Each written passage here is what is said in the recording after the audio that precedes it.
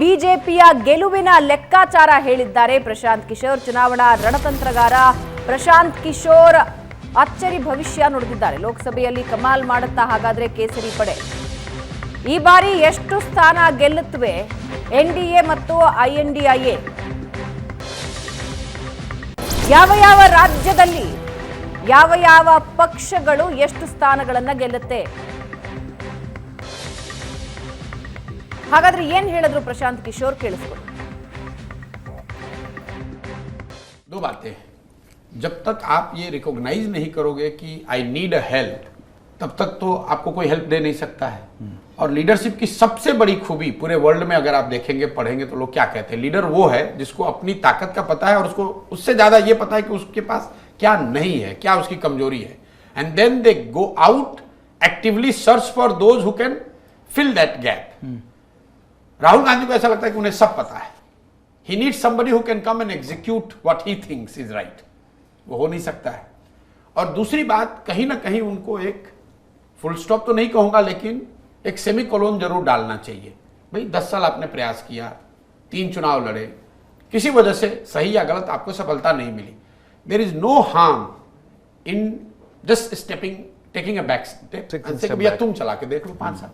लेकिन आप कर भी नहीं पा रहे हैं और उसको छोड़ भी नहीं रहे, दूसरे को मौका भी नहीं दे रहे हो, तो वो मेरी समझ से वो एंटी डेमोक्रेटिक भी है. आप नहीं कर पा रहे हो, या सही या गलत उसको छोड़ दो. अगर आपको 3 मौका मिला ना भाई, 2014 का आपके चेहरे पे चुनाव लड़ा गया, आपने चुनाव लड़वाया, 2019 में आप कांग्रेस के प्रेसिडेंट ही थे और आज भी कांग्रेस आप ही चला रहे हो. इन ऑल अगर मैं उनको कोई एडवाइस दे सकता हूं तो यही दूंगा कि आप ये चुनाव का परिणाम देख लीजिए. अगर आपके मनोनुकूल नहीं आता है तो you should allow somebody else to do it for 5 years, then make a comeback. Your mother did it. What BJP is doing, they are putting every effort to expand. Just look at the number of visits Amit Shah would have done in 10 years in Bengal versus number of visits Rahul Gandhi would have done in Bihar or UP or Madhya Pradesh. Just compare it. Forget about effectiveness, forget about strategy, forget about Sangathan. Just count. I'll give you another staggering data. Count the number of visits Prime Minister has done to Tamil Nadu in last 5 years versus Rahul Gandhi or Sonia Gandhi or any leader for that matter on opposition side going in a battleground states. अगर आप वहां expand करना चाहते हैं तो आपको प्रयास करना पड़ेगा. तो आपकी लड़ाई है उत्तर प्रदेश में, बिहार में, मध्य प्रदेश में, और आप घूम रहे हैं मणिपुर, मेघालय में. तो कैसे मिलेगी सफलता, आप बता दीजिए. What BJP roughly about 220 from Bihar, add that to Bengal, Odisha, Telangana, Andhra Pradesh, Tamil Nadu, Kerala. ये जो स्टेट हैं they roughly account for 220 seats. और इसमें बीजेपी अभी तक 50 का आंकड़ा पार नहीं कर पाई है. Couldn't cross 50. But my guess is this time they are crossing 50 in this area. For the first time I see BJP in double digit in Tamil Nadu vote share. I don't know about the seat, but definitely they are in double digit in terms of vote share in Tamil Nadu. They will be either the first or the second party in Telangana, which is a big thing. They will be number 1 in Odisha for sure. They could be very well number 1 in Bengal.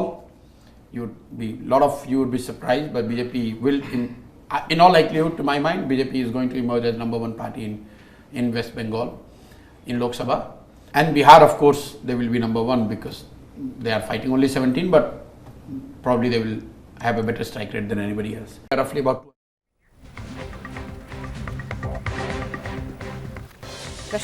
Prashant Kishor ಮಾತನಾಡಿದ್ರು. ಈಗ ಪ್ರಶಾಂತ್ ಕಿಶೋರ್ ಮಾತಾಡಿದ್ಮೇಲೆ ಪ್ರಶಾಂತ್ ನಾಥ್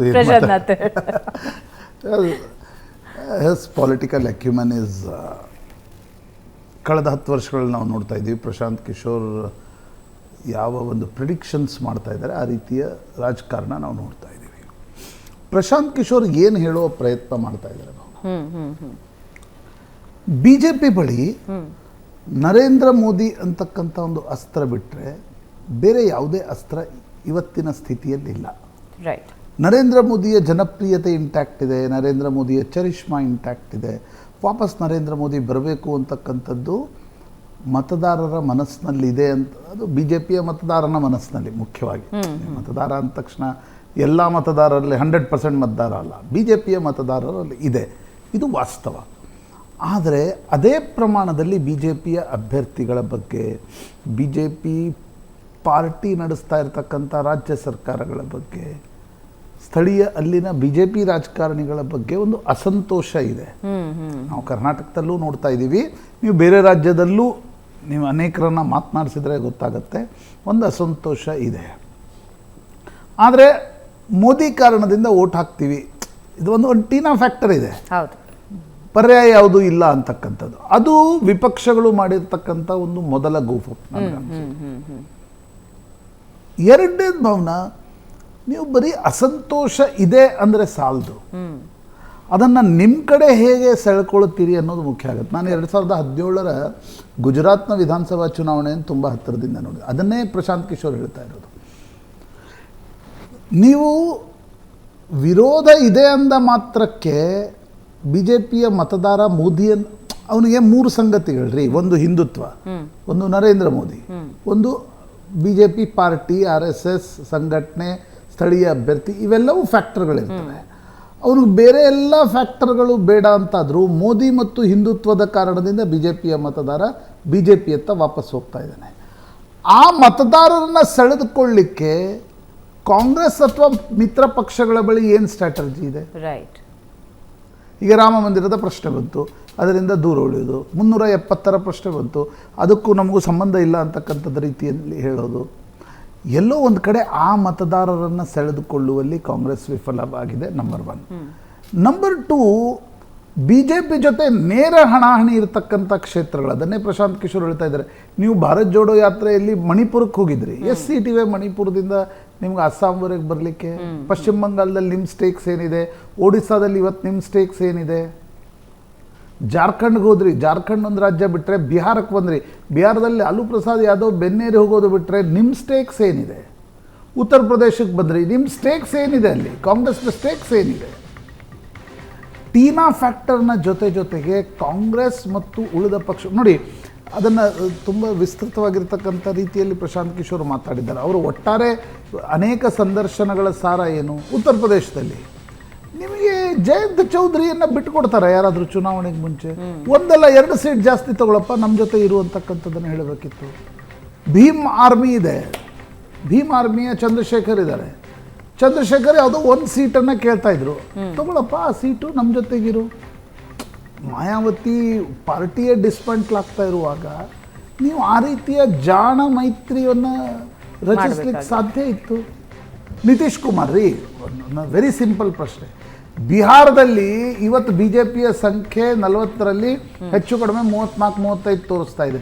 ನಿತೀಶ್ ಕುಮಾರ್ ಏನಾದರೂ INDI alliance ಜೊತೆಗಿದ್ರೆ INDI ಅಲಯನ್ಸ್ಗೆ ಒಂದು 30 seat ದೊರಕ್ತಾ ಇತ್ತು. ನಿಮ್ಗೆ ಗೊತ್ತಿದೆ 3 ಪಕ್ಷಗಳಲ್ಲಿ ನಿತೀಶ್ ಕುಮಾರ್ ಯಾರ ಜೊತೆ ಹೋಗ್ತಾರೆ, ಅವ್ರು ಗೆಲ್ತಾರೆ ಅಂತಕ್ಕಂಥದ್ದು. ಇದು ಬಿ ಜೆ ಪಿ ಅರ್ಥ ಮಾಡಿಕೊಂಡು ಅವರನ್ನು ಸೆಳೆಯುವ ಪ್ರಯತ್ನ ಮಾಡುತ್ತೆ.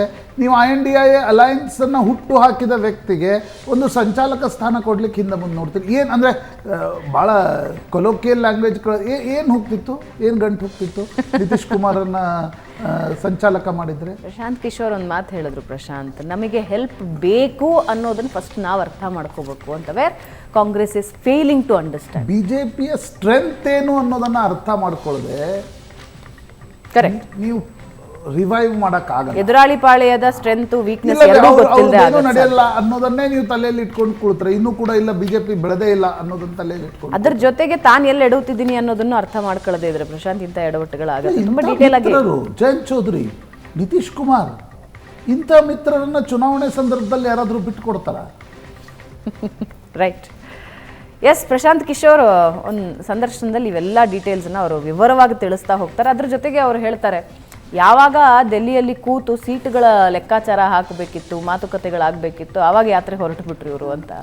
ಸೊ ಎಲ್ಲಿ ಏನು ಮಾಡಬಾರ್ದೋ ಅದನ್ನು ಕಾಂಗ್ರೆಸ್ ಮಾಡ್ತಿದೆ, ಎಲ್ಲಿ ಏನು ಮಾಡಬೇಕು ಅನ್ನೋದ್ರ ಬಗ್ಗೆ ಯೋಚನೆ ಮಾಡೋದ್ರಲ್ಲಿ ಎಡುತ್ತಾ ಇದೆ.